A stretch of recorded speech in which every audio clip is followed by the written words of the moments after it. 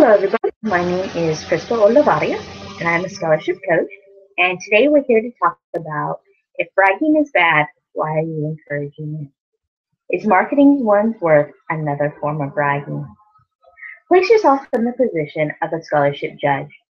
Are you more likely to award money to the student who provides an array of examples of how he or she is involved in extracurricular activities?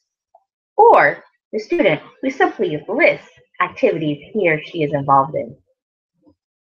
If explaining one's involvement gives a student a competitive advantage, how can you encourage your child to market him or herself without bragging? Let's start with your belief system. Were you raised to believe that you have value to offer? Were you raised to believe that the market will pay for the value you offer? Were you raised that people might not know the value you have to offer unless you inform them? Were you raised to believe that talking about yourself in a positive manner is boastful? Our beliefs affect the way we act and therefore affect our ability to market ourselves. Many of us grew up with parents who struggled with the topic of money. Therefore, many of us grew up not understanding what money is and why some people attract it more easily than others. Money is a medium of exchange. Money can be exchanged for value. Value has to be recognized before the money is given to us or to your student, your child. And that means your child is going to have to demonstrate value via a scholarship application prior to being awarded money. The best way your child can demonstrate value is to provide supporting evidence. Providing evidence of value is called marketing. This is different than bragging. Marketing is informational.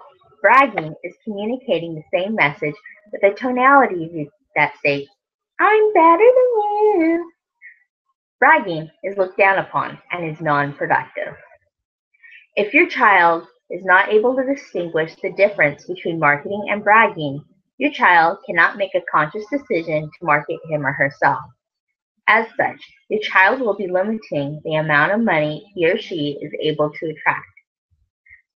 Now, here are some examples of things you can say to encourage your child to market him or herself. We are all born equal, but not everybody has the same work ethic. Some students engage in their communities more and therefore will have more to discuss on their scholarship applications. You are not bragging if you can support your story with facts and examples.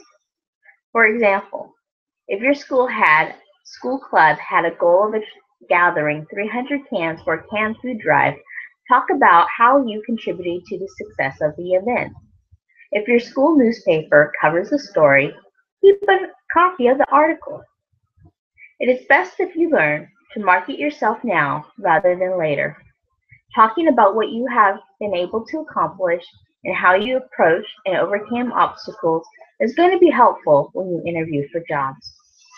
If you learn to feel comfortable talking about yourself now, it will be easier to talk about yourself later. It is important your child learns to communicate. Every day you ask your child, "How was your day?" Gives your child an opportunity to engage in a conversation. When your child mentions a frustration or a problem, this is your opportunity as a parent to direct the conversation and listen. By asking probing questions, you give your child plenty of questions to answer and therefore practice talking about challenges and ways to overcome them. Further follow-up conversations allow your child to discuss the outcome and results of his or her approaches. This ongoing engagement gives your child the ability to practice responding and talking about him or herself in a productive manner. When your child is telling you about his or her day at school or summer school, are you asking probing questions that will lead to a richer conversation? Thank you for joining me today, and I look forward to our paths crossing again soon.